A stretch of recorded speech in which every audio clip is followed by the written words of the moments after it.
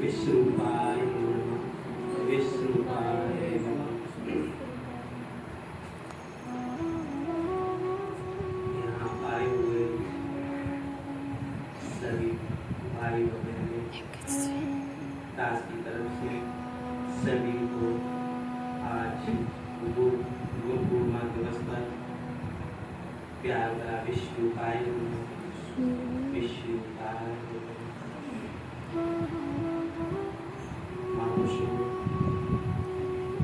आज गुरु पूर्णिमा दिवस है। हम सभी जानते हैं, हम सभी गुरुओं के पास जाते हैं, किसी न किसी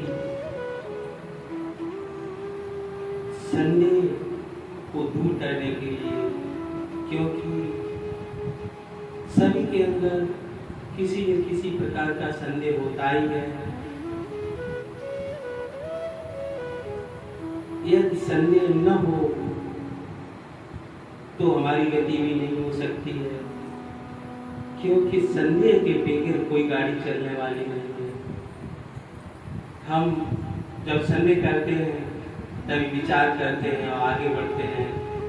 संदेह ही हमें एक जगह से और आगे बढ़ाने वाला है। महापुरुषों,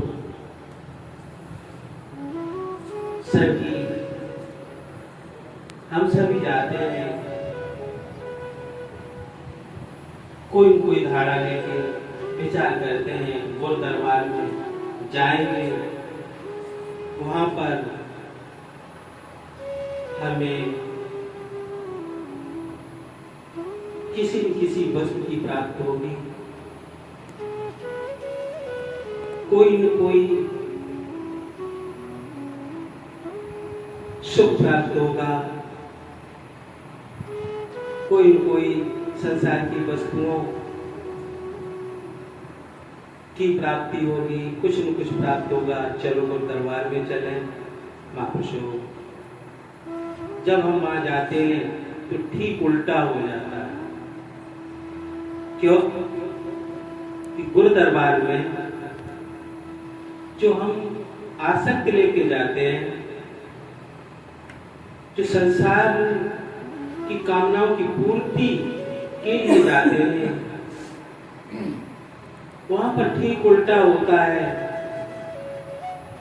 गुरु हमें मृत्यु देता है, उनसे हमें अलग करता है। हम जीने की चाह में जाते हैं, वो मुझे मृत्यु सिखाते हैं। हम संसार की खुशियां लेने जाते हैं, वो संसार की खुशियों से अलग करता है। हम कुछ मांगने जाते हैं और गुरु जो मेरे पास है उसको भी डालना सिखाता है। सब उल्टा हो जाता है, जिससे हम संदेह में पड़े ही रह जाते हैं। विचार करते हैं कि हम गए, कुछ लेने मिला, कुछ नहीं, परंतु जो था उसे भी खत्म करने की बात है। महापुरुषों, संतों ने भी कहा कि गुरुओं की सानिध्य में जाके मरना ही हो। मरने का मतलब खाली होना ही हो। जब तक तुम्हारी झोली खाली नहीं होगी, तब तक उस झोली में कुछ समाने वाला नहीं है। आज आषाढ़ पूर्णिमा का दिन ही गुरु पूर्णिमा रखा है। बड़े विचार से रखा होगा, बड़े विचार का विषय है। आज का ही दिन गुरु पूर्णिमा का दिन क्यों रखा? हम देखते हैं पूर्णिमा के दिन चांद निकलता है, पूर्ण होता है। आषाढ़ की पूर्णिमा के दिन ही चांद तो निकलता है, ये फिर भी बादलों से घिरा और जो पूर्णिमाएं पड़ती है, आकाश खाली होता है, चांद पूरा प्रकाश देता है। आज के दिन बादलों से घिरा होता है। इसी तरीके से गुरु भी आज के दिन शिष्यों से घिरा होता है, प्रकाश देता है, ये घिरा होता है। उसकी भी सोच होती है कि किसी तरीके से, जिस तरीके से बादल बरसते इस तरीके से शिष्य भी बरस अपने को खाली करता। जो भी जन्म से अभी तक काम, लोभ, मोह, मद, विचार, जो भी वजन अपने में भर रखा है, उसे सभी को बरसाते हैं। जब बादल बरस जाते हैं, हम देखते हैं प्रकाश हो जाता है, बादल हट जाते हैं, खाली हो जाते हैं, पूर्ण प्रकाश मैं चांद दिखाता है।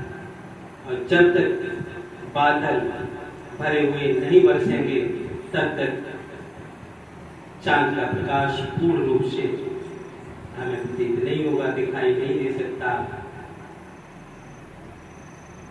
गुरु भी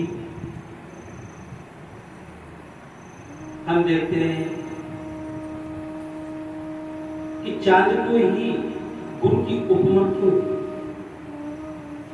सूर्य को देना चाहिए था? क्यों? कि सूर्य के पास प्रकाश ज्यादा है, चांद के पास इतना प्रकाश है नहीं, फिर भी चांद को क्यों? सूर्य का प्रकाश हम सहन नहीं कर सकते, क्योंकि सूर्य गर्म है और चांद शीतल।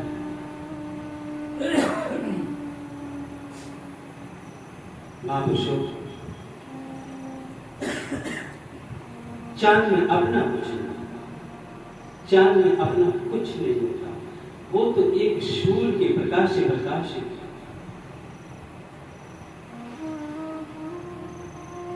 वो तो एक चांद सूर्य के प्रकाश से, सूर्य के प्रकाश का प्रतिबिंब है। चांद के पास अपना कुछ नहीं, चांद तो खाली है। इसी तरीके से संसार में गुरु भी खाली होते हैं, उनके पास स्वयं का कहीं कुछ नहीं, वो तो खाली है, अपना कुछ नहीं। जिस तरीके से हम देखते हैं कोई दीपक हम जला दें, उसके पास में कहीं दर्पण रखा है, शीशा रखा है, शीशे में उसकी ज्योत दिखाई दे रही है, सिर्फ देख रही है। ज्योत दीपक की, दीपक पीछे अलग है और शीशा खाली है, वो तो एक प्रतिबिंब। इसी तरीके से हम जो गुरुओं को देखते हैं, वो तो एक दर्पण की तरह खाली है, गुरु तो कोई और है, वो तो पीठ पीछे है,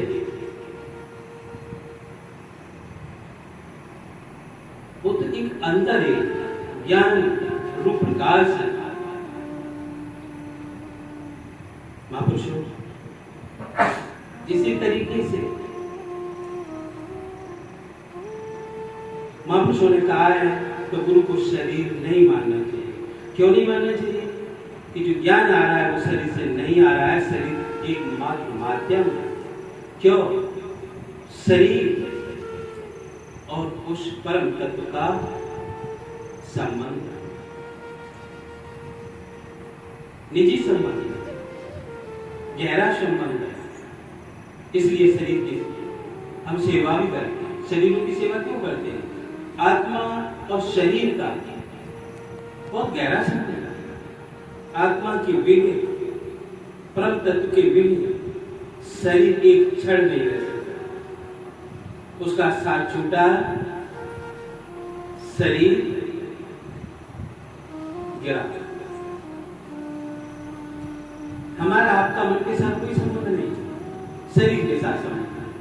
इसलिए हम शरीरों को महत्व देते हैं, उनकी सेवा करते हैं। क्यों? तो परम तत्व का संबंध, हमारा आपका संबंध किसके साथ है? शरीर के साथ। शरीर स्वयं के बगैर एक क्षण भी नहीं रह सकती, इतना गहरा संबंध। मन तो रहता, शरीर रहे या न रहे, मन रहेगा। क्यों? मन का संबंध हमारे साथ नहीं है। मन हमें माँ बाप से मिलता है, समाज से मिलता है, संसार से मिलता है।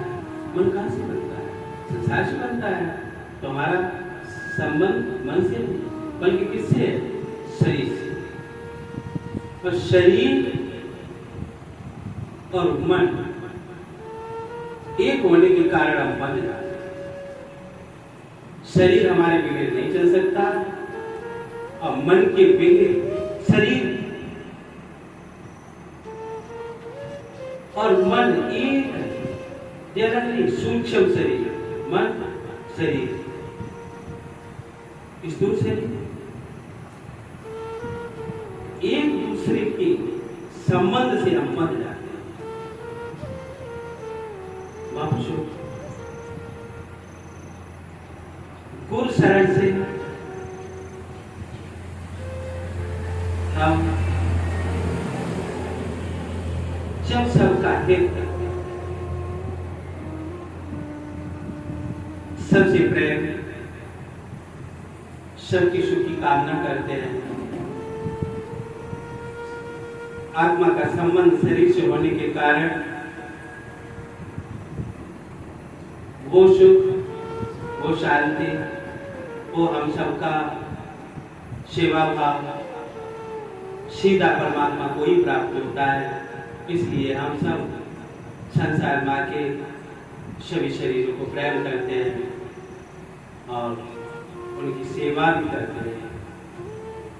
जहाँ आ जाए, जिस रूप में आ जाए, जैसे भी आ जाए, जिस स्थिति में आ जाए, उसी स्थिति में हम सब एक दूसरे को सुख पहुँचाने की कोशिश करते हैं। क्योंकि शरीर से हमारा संबंध है, सीधा सीधा संबंध है।